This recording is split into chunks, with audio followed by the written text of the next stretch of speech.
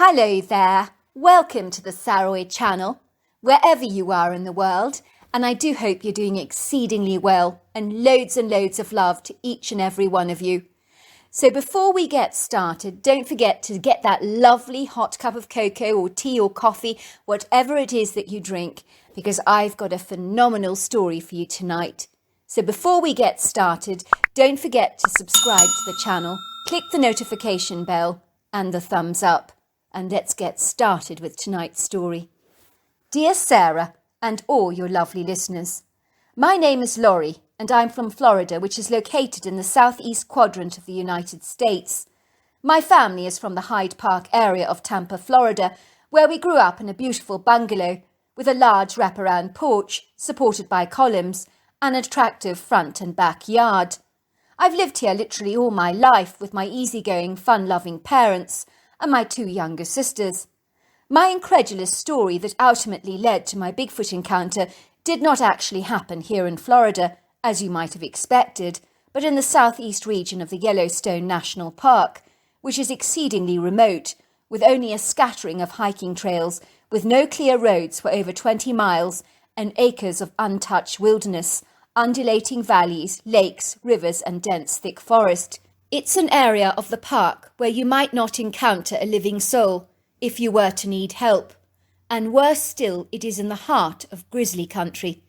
It was in the spring of 2005 when I decided to take my girlfriend Annabella to the park for her 21st birthday, as I knew she adored camping, and being naive, ignorant and adventurous, and also eager for a challenge, I thought camping in the middle of nowhere would be a romantic experience for the both of us. Where I got that crazy notion from, I do not know, but that was what I felt at the time. I had visited the park on many occasions before with my family, and we spent many a holiday at Yellowstone National Park, and they'd always been memorable and special experiences for us. My parents thought I was crazy to want to take my girlfriend camping to such a remote spot in the park, due to the potential perilous dangers of such a challenging trip. Yet, at 23, life was not exciting without living on the edge somehow, and taking all those precarious risks, and I always fancied myself as somewhat invincible and indestructible.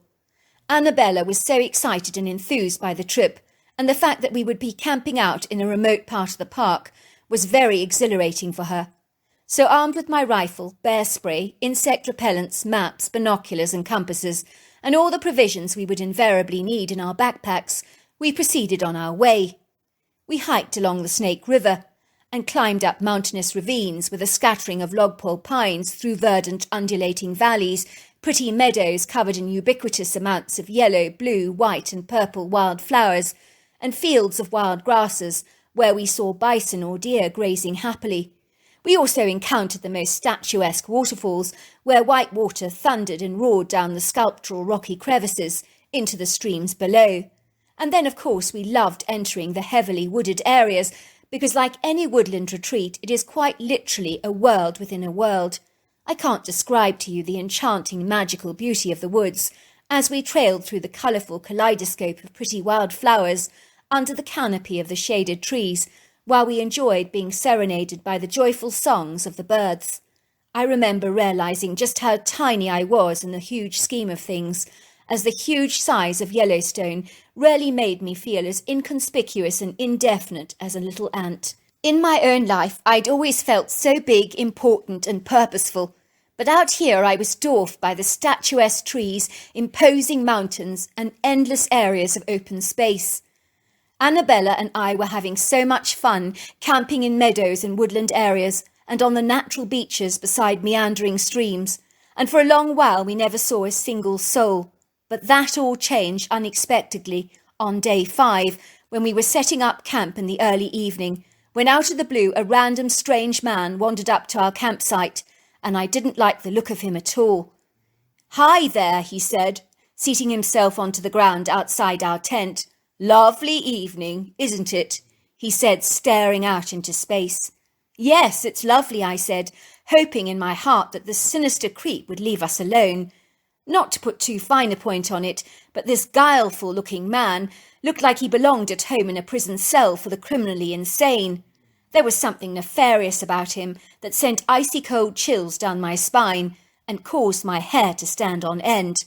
I noted uneasily that he carried a rifle in the holster around his middle.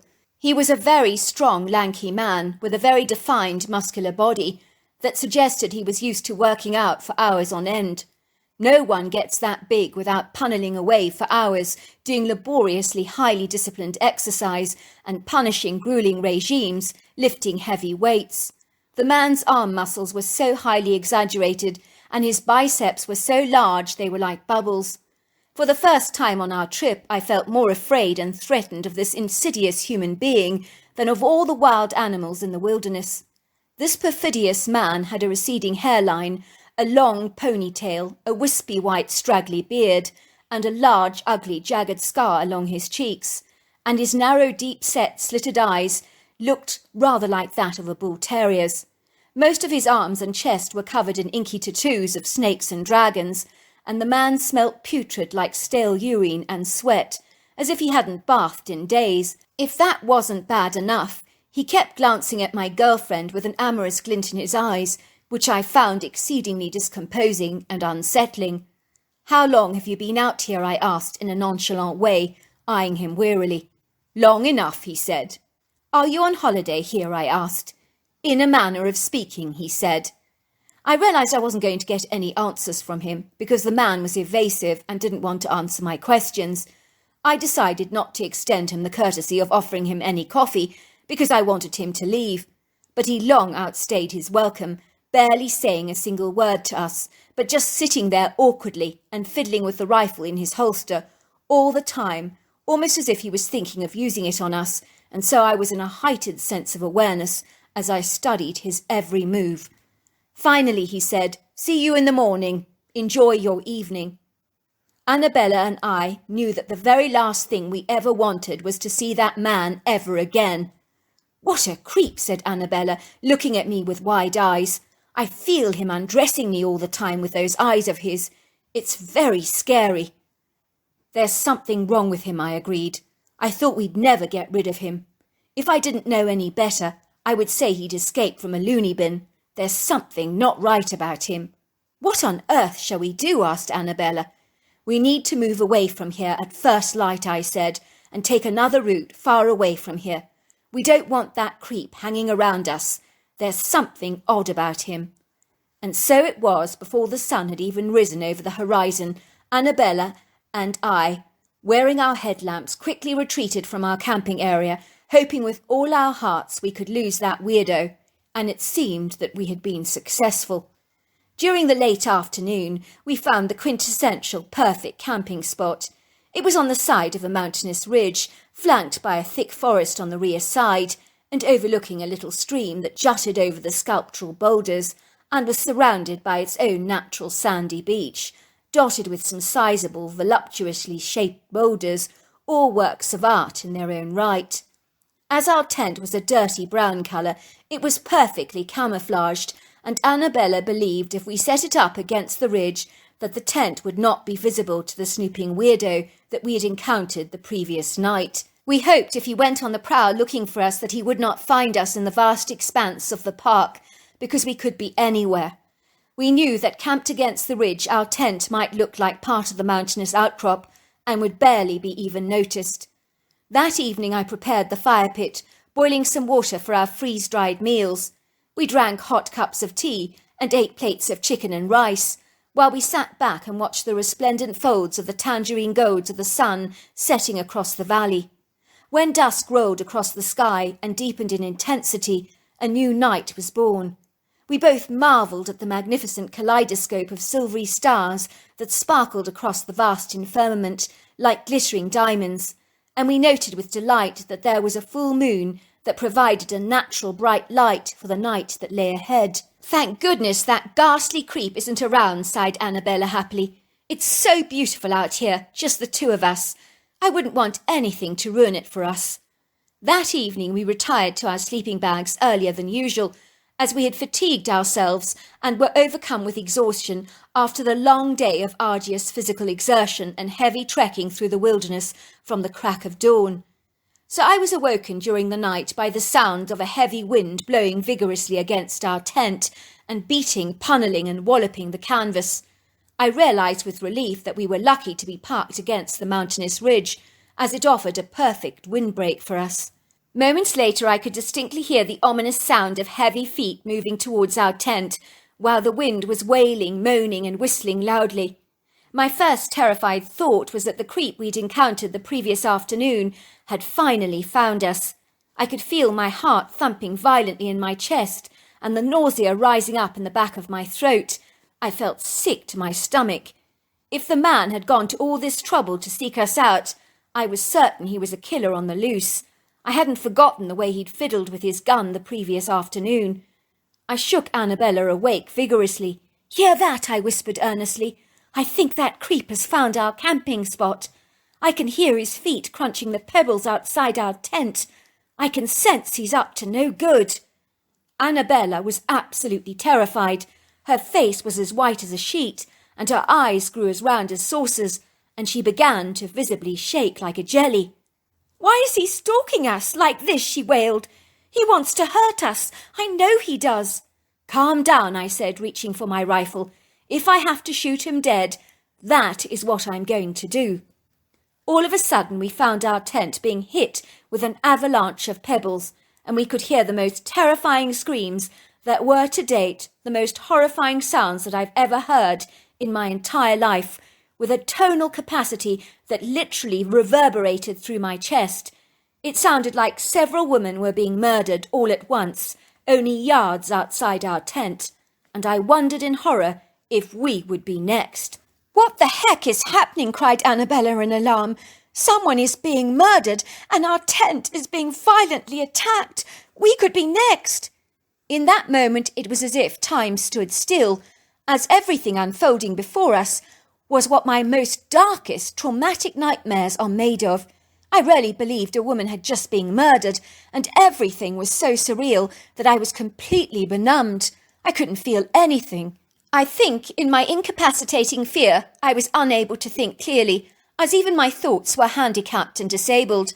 I could hear the sound of very heavy feet thundering across the granular beach. If this wasn't bad enough, our tent was being deliberately smacked, clobbered and battered by something or someone, and these intentional attacks on the canvas of our tent was not from the heavy wind. I knew we were under attack, and so I grabbed my rifle and unzipped the tent, summing up all the internal courage that I could muster. I peered through the zipper very cautiously and could see the hazy, blurred silhouettes of 3 dark, shadowy forms in the moonlight. I knew at once what I was observing, and I let out the most horrified gasp. I was so astonished by what I was beholding. "What is it?" cried Annabella. "What do you see?" "We're being attacked by 3 Bigfoot," I told her. "They're absolutely massive and covered with long dark hair, and they look as mean as hell." "Oh my goodness, what shall we do?" she cried. "Let me think," I said, cocking my rifle. Suddenly we heard roars and screams that sent chills down my spine as we could feel our tent being smacked and tugged. "We need to get out of here now," I screamed at Annabella. "The Bigfoots are tugging and clobbering our tent." "Get out!" I screamed. We both ran out of our tents as fast as we possibly could, only to find ourselves surrounded and hemmed in by 4 hefty, burly Bigfoots. It was like they were surrounding us in every side, disabling us from being able to escape. I was trembling and shaking so much, and fumbling away with my rifle, wondering whether I should risk shooting one of the Bigfoots or not. I knew that might be a reckless decision to make, as there was only 2 of us against 4 of these powerful critters. If these Bigfoot were intent on killing us, I might as well put up a fight, as what did I have to lose if we were dead anyway, I thought. It was too late to ponder upon this very thought, for one of the Bigfoot seemed to almost read my thoughts and hastily grabbed my rifle from me, throwing it across the sandy beach, far from my reach.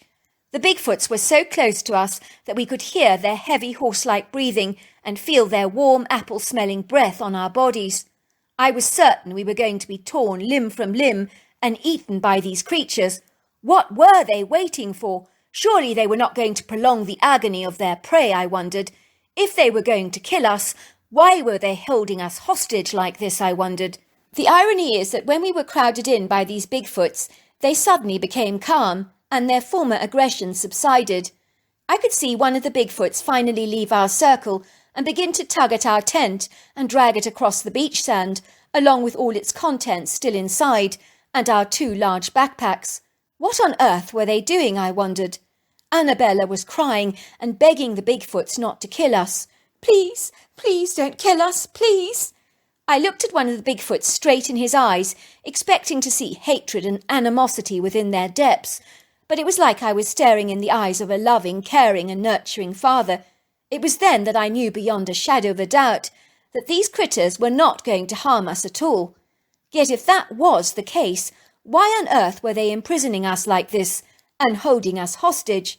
As the howling wind increased in intensity, all of a sudden there was an almighty, thunderous, calamitous crash, and then in a trice the whole ridge just collapsed and subsided, and some of the large boulders went rolling down the countryside, and the dirt rose up to the ground like the smoke from an explosion.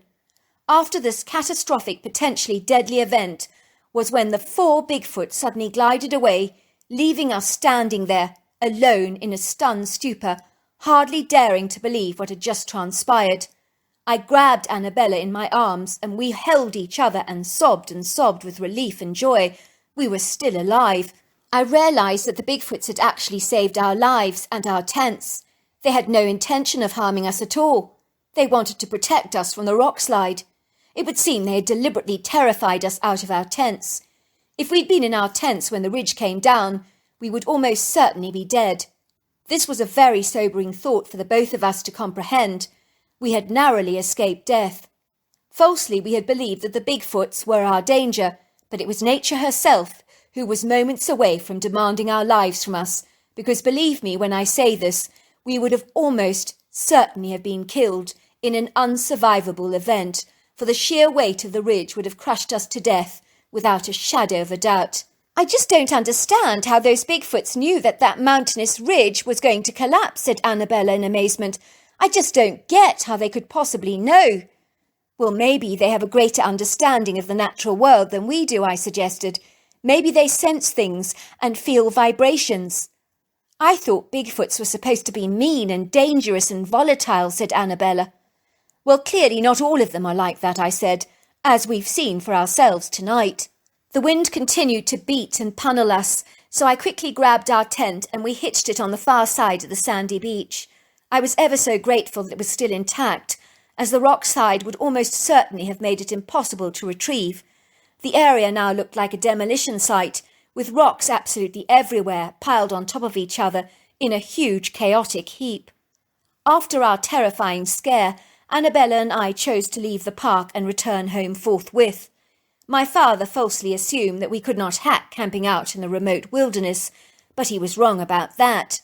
You see, I told you, he chided. It's not safe camping out in the wild with grizzlies loitering around.